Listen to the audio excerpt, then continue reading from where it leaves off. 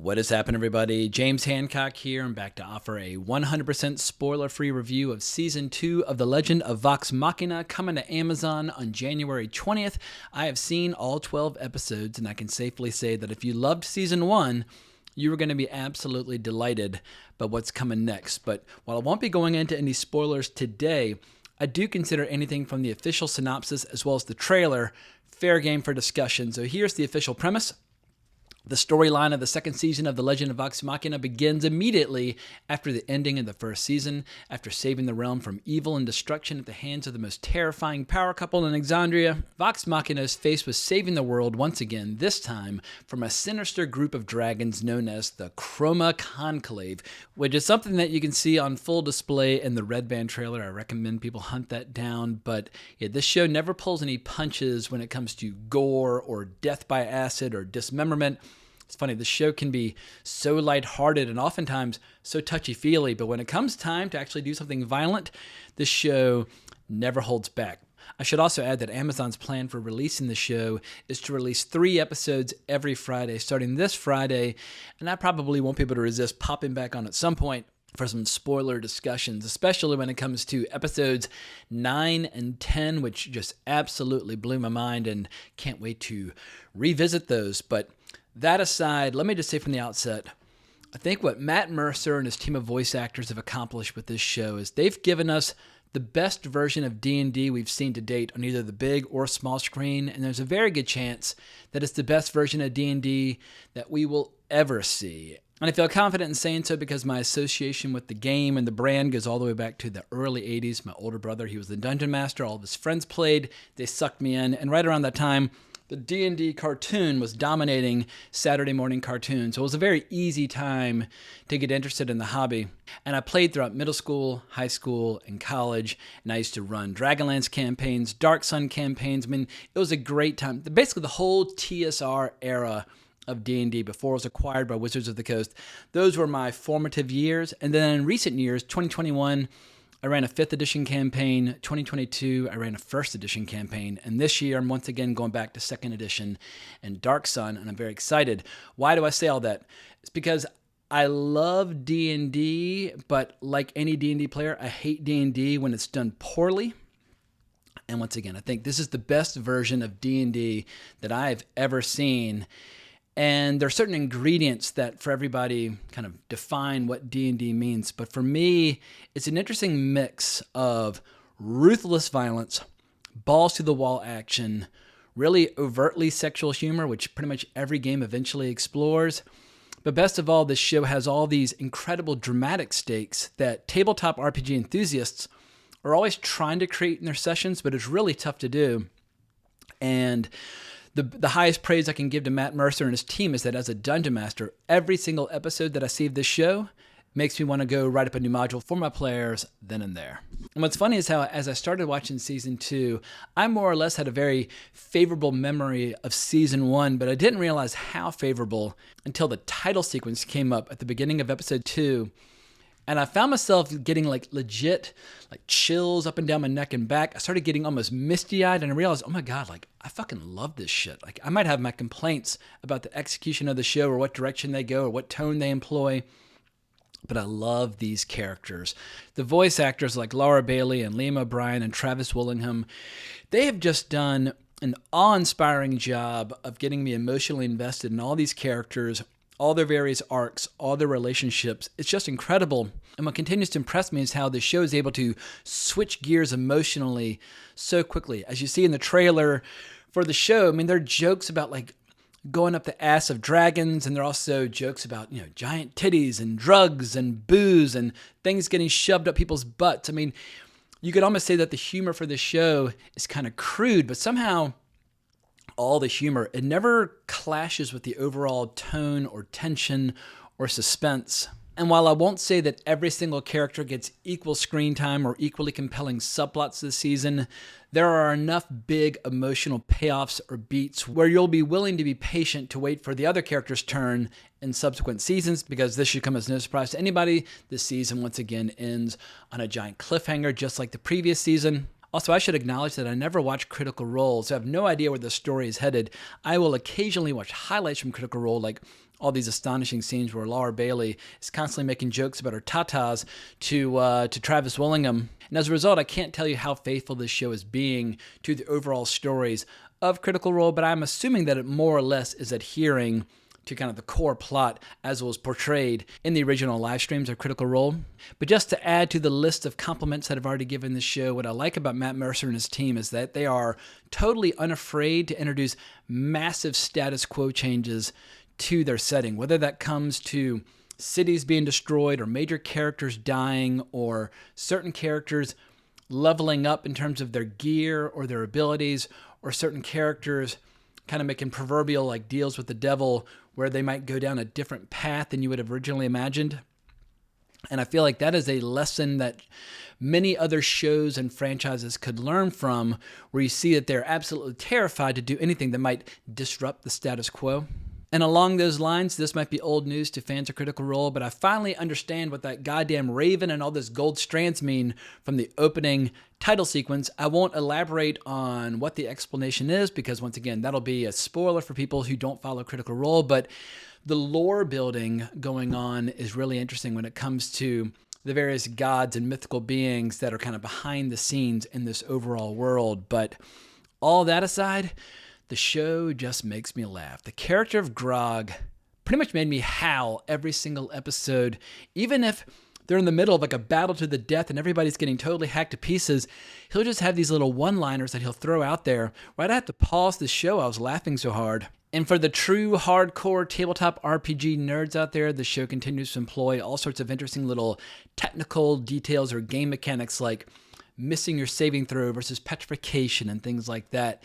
And so that's always the trick when you're trying to adapt D&D into a narrative story, because D&D is an interactive experience where you have your own characters or you're the dungeon master creating your own world, whereas watching a movie or a show is a very passive experience. So it's like, how do you give the D&D enthusiasts enough details where it feels like D&D, but at the same time, how are you going to actually work as a story? And somehow this show pulls it off again and again. Once again, I think it boils down to just great emotion. Whether you're talking about Grog or several other characters, we get all these incredible flashbacks fleshing out their backstory. And while I might complain a little bit that periodically the show feels too much like a superhero show as opposed to a D&D show, that's totally a creative choice that's within the rights of Matthew Mercer. Like, some people like to do really grounded D&D campaigns, almost like Grimdark, where there's very low fantasy and very limited magic and limited mythological creatures.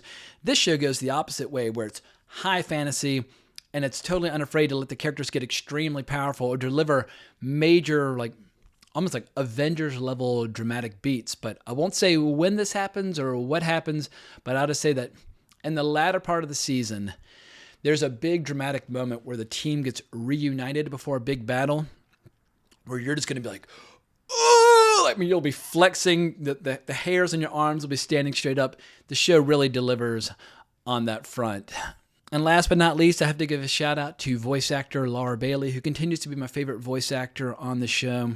She's funny, she's sexy, she's confident, she's cool, she's lethal.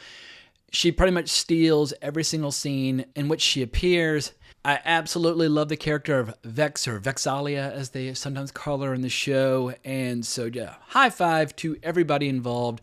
I was delightfully entertained from start to finish. And if I had to offer one major criticism or complaint about the show, and it's not a deal breaker by any stretch of the imagination, because trying to find storylines for all 7 characters in every episode can be a challenge from a storytelling perspective. And I think some of the episodes fall into this formula, or this familiar pattern, where the plot of the episode is the team has to snatch an item or find a thing, and along the way, they of course will help people, and there'll be little moments where the characters get to work their way through their individual subplots, which is a totally valid way to approach an individual episode. But around like the midway point, I was like, oh, I kind of see, the formula for every individual episode. But once again, I was just ripping through all 12 episodes in a row.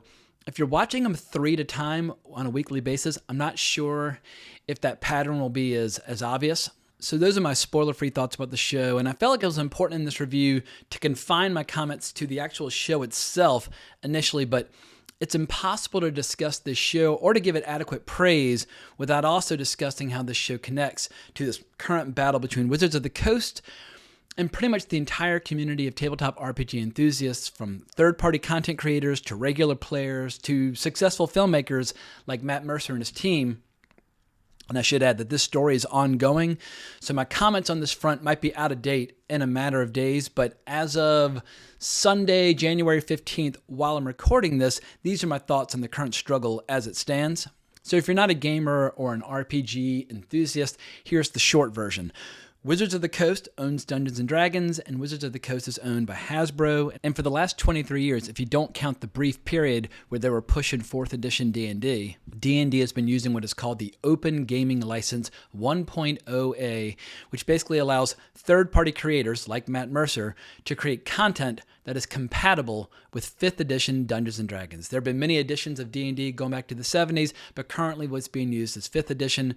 And Wizards of the Coast is soon going to launch what they're calling 1D&D, or what some people are describing as 6th edition. But the Open Gaming License has played a massive role. You could almost say an essential role in growing the hobby from what was basically a niche activity of my youth in the 80s and 90s to what is now a giant industry generating over $1 billion in revenue for Wizards of the Coast each year, which is a huge part of Hasbro's overall business model.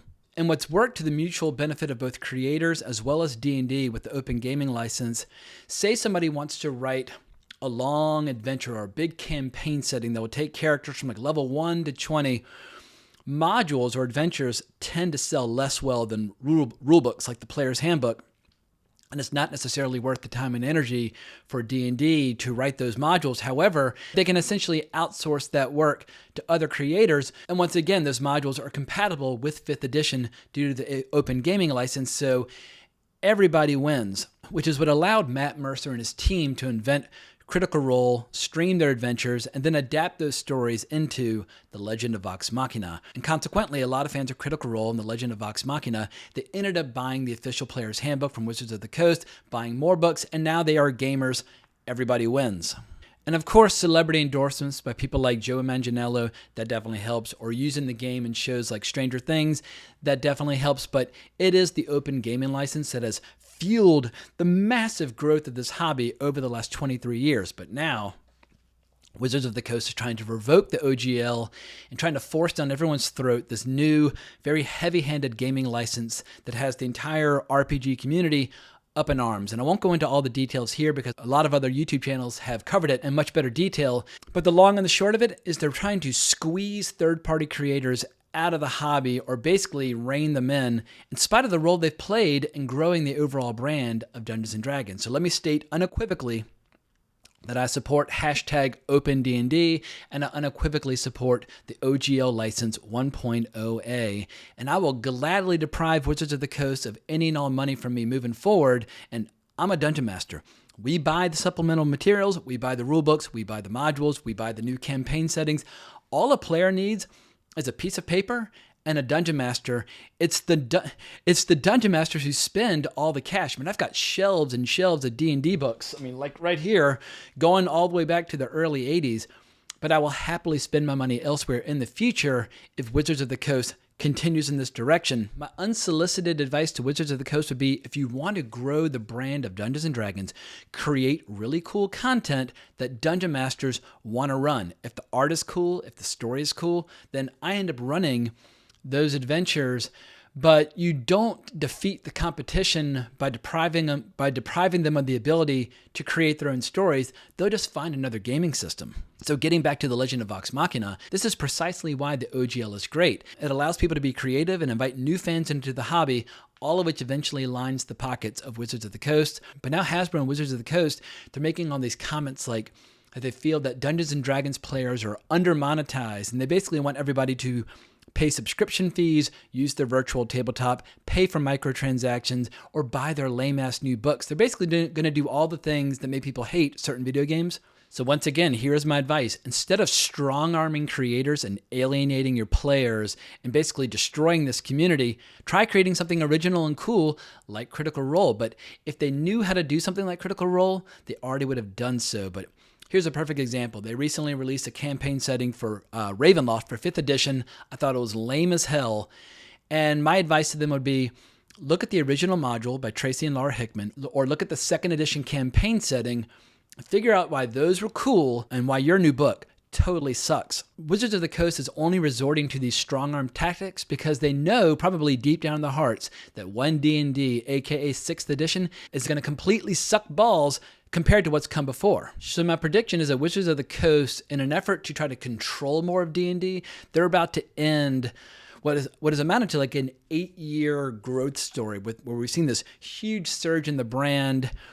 And I think every lame-ass movie like Honor Among Thieves, which I have very low expectations for, or any potential D&D branded TV show in the future, they are all going to be negatively impacted because nobody's going to review a movie or a show branded with D&D without discussing their complete and total hatred for Wizards of the Coast. So my prediction is that no matter what deal is currently going on between D&D and Matt Mercer and Critical Role, etc., I predict that in a few years' time, they will be using their own gaming system and their own setting at the first available opportunity once whatever contracts they currently have expire.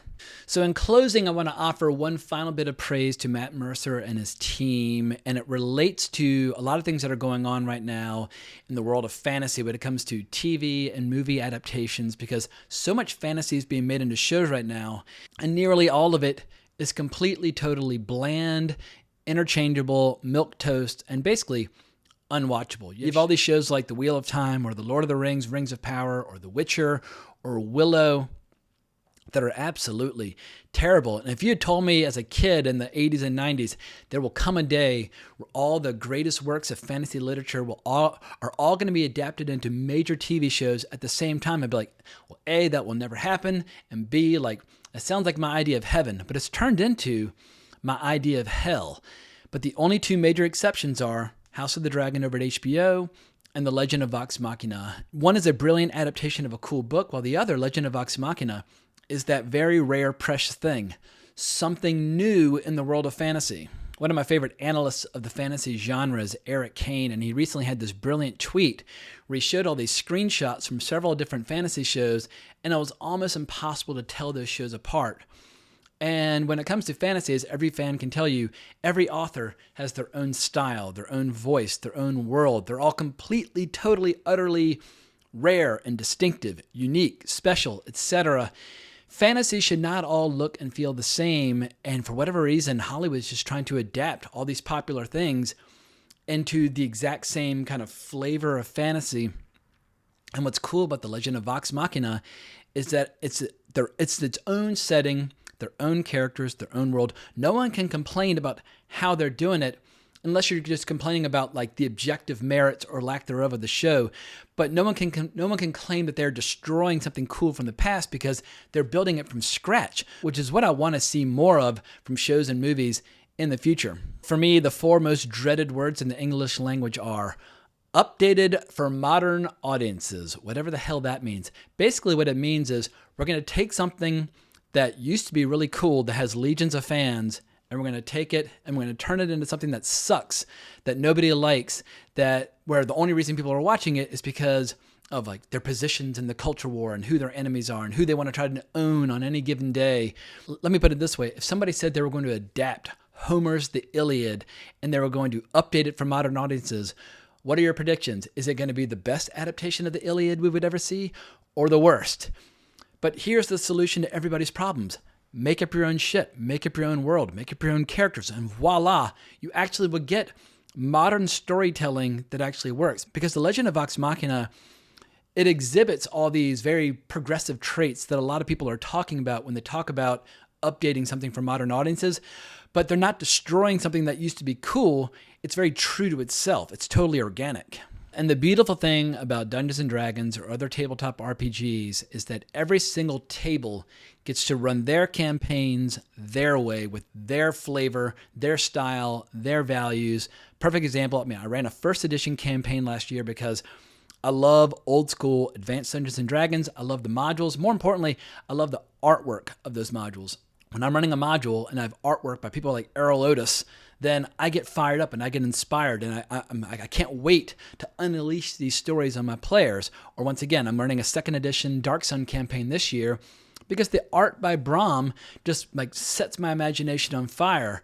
And what's cool is that while Matt Mercer's approach to his world, that's not a flavor that I would be drawn to, because it's way too high fantasy for me, where everybody just feels so indestructible. But it's their world, their table, and they get to run it their way, and nobody can bitch about it because they're obviously loving it and they have an audience that loves to watch it. So take it or leave it. So my last piece of advice for Wizards of the Coast is that if you're trying to do D&D movies or D&D shows, stop trying to capture everything under one umbrella, because D&D means so many different things to so many different people. For a lot of people, D&D means Dragonlance, the books of Tracy Hickman and Margaret Weiss, and they love that world, they love that flavor, but that's totally different from the world of Dark Sun or Ravenloft or the Forgotten Realms. Once again, the Forgotten Realms, so many incredible novels that have fleshed out that world.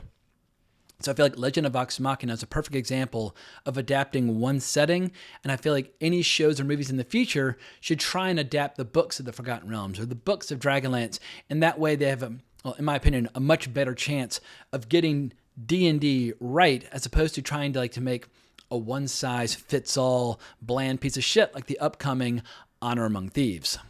But I've been talking way too long at this point, and I haven't even done my advertising, which I need to do. So I have some breaking news from Manscaped, the official sponsor of my podcast, Wrong Reel. They now sell beard products. That's right. They are once again revolutionizing men's grooming with the brand new Beard Hedger Pro Kit. From a beard trim to a fresh shave, the technology behind the Beard Hedger Pro Kit allows you to shape your signature beard look.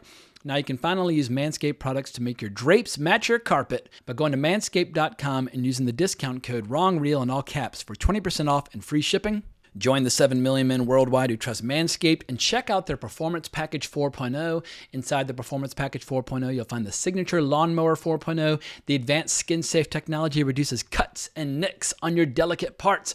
It also comes equipped with a 4000K LED spotlight that will shine a light to the promised land 2023 looks to be. And a grooming routine isn't complete without applying Crop Preserver and Crop Reviver before showing off your 2023 self. These unique formulations take care of the smelliest part of your body and are a big boost to your confidence into the new year. To complete the set, Manscaped throws in their Shed travel bag, an anti-chafing box of briefs, and free gifts to keep all your goodies stored comfortably. No bullshit. Their t-shirts and their boxers, I think I like those even more than the shaving products, but I use all of their products, and I would not advertise anything on this channel that I don't personally use and believe in. So if you like this channel or my podcast, please consider making a purchase over at Manscaped using the discount code WRONGREEL in all caps. But I'm getting hoarse. It's time to wrap this sucker up. Subscribe to the channel, hit the notification bell, like the video, hunt me down on Twitter at Geeking Out. But I can't thank you enough for watching, but more importantly, as always, onwards and upwards.